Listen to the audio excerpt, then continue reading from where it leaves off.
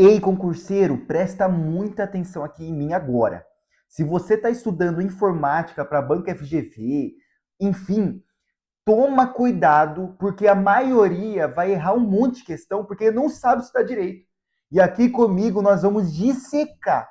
Eu vou ensinar para vocês 3 matérias que mais caem da forma mais simples possível. Você vai poupar 2, 3 horas de estudo líquida em menos de 10 minutos. Para você que não me conhece, meu nome é Gustavão, dono e criador do canal do Beat do Concurseiro, e eu vou ensinar uma forma estratégica sobre os conteúdos que caem bastante na Banca FGV de informática. A maioria erra porque não sabe estudar. Vem comigo, caderno e caneta na sua mão, pequeno gafanhoto e pequena gafanhota. Anota comigo. Hoje você vai entender de uma vez por todas como você deve fazer, como você deve estudar e o que é os assuntos. Então, vamos comigo. A FGV, pessoal, ela não cobra teoria seca. Ela adora cobrar uma historinha fictícia e saber se você realmente sabe responder a questão. Então, qual que é o nosso primeiro bloco de questões? Vamos direto ao ponto, sem enrolação. Primeiro bloco, pessoal, é sobre a engenharia social que está atrelada ao golpe. O que é a engenharia social, Gustavão? É uma forma de eu conseguir enganar alguém para me dar uma determinada coisa. E como que isso cai bastante nas provas? Você não vai ouvir muito, talvez, o tema engenharia social. Você vai ouvir um termo chamado phishing ou spear phishing.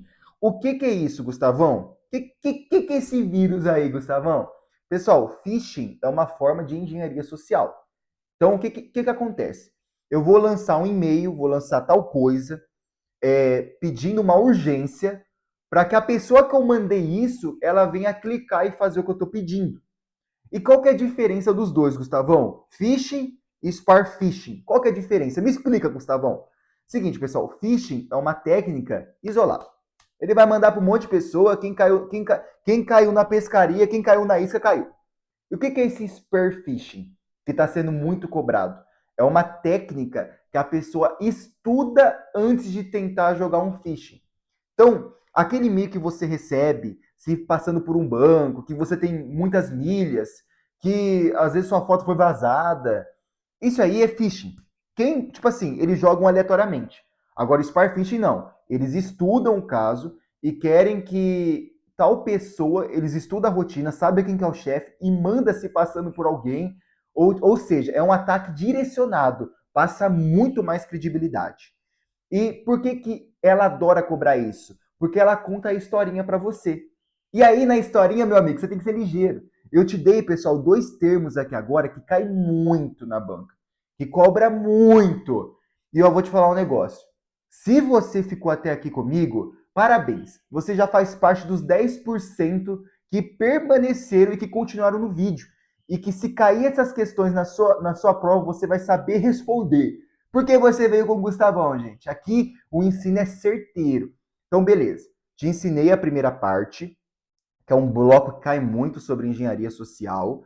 Pessoas que tentam se passar por determinadas pessoas para conseguir algum acesso, alguma informação. Isso cai muito, pessoal. Principalmente em tribunais e concursos de carreira policial.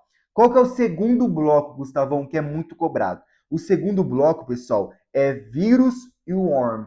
Por quê, Gustavão? Talvez ele não vai pedir especificamente para você qual que é o problema. Então, por exemplo, ele não vai chegar e falar assim para você, tá bom, de acordo com o que você estudou, o que é um vírus? Não.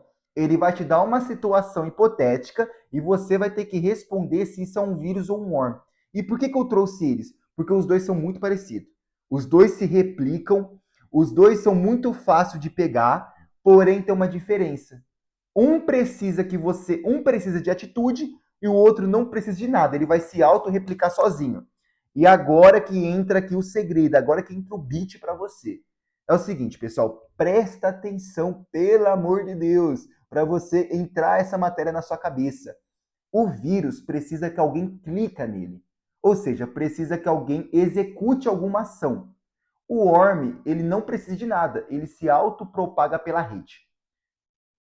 Questãozinha para você. O agente policial João estava navegando na internet e precisou baixar uma planilha do Excel para melhorar a sua produtividade durante seu expediente. Durante o trabalho dele, ele executou essa planilha, porém ela não abriu, o computador começou a ficar lento e começou vários disparos de propagandas tendenciosas. Agora, de acordo com o que eu te falei, esse ataque é característico de... Aí vai lá as letrinhas para você. Quando você lê o enunciado, você tem que prestar atenção porque ele baixou um arquivo e ele executou esse arquivo. Ou seja, a partir do momento que ele executa algo, é um vírus, não é um worm. Pessoal, isso cai muito. Eles gostam de cobrar essa diferença entre esses dois. E agora o último bloco de questão. Você que ficou comigo até o fim, eu garanto que você não vai se arrepender. Por quê, Gustavão? Porque isso, pessoal, que eu vou falar agora, cobra muito, cai muito, que é o princípio da segurança da informação. Se você souber tudo de vírus e não souber o princípio da segurança da informação, não vai ter como você talvez resolver uma questão. Por quê? Porque ela é a base de tudo. E qual que é a base da segurança da informação, Gustavão? É o CID. Grava essa frase aí com vocês. CID, com C. I, D. O que é, Gustavão? É confidencialidade, disponibilidade e integrabilidade. Desculpa, gente, é integridade. A gente também erra um pouco nas palavras. Mas não importa. O importa é você entender o que significa esse CID. Então vamos primeiro pelo C. O que é o C, Gustavão? Como eu falei para vocês, o C é confidencialidade. O que é isso, Gustavão? Algo confidencial. Ou seja, é algo que só determinada pessoa consegue acessar. Grava isso, pessoal. Não precisa saber. Você precisa ter noção só disso. Você não precisa saber a fundo. O que é o C do CID, Gustavo? Confidencialidade. Ou seja, é uma determinada pessoa que vai ter acesso.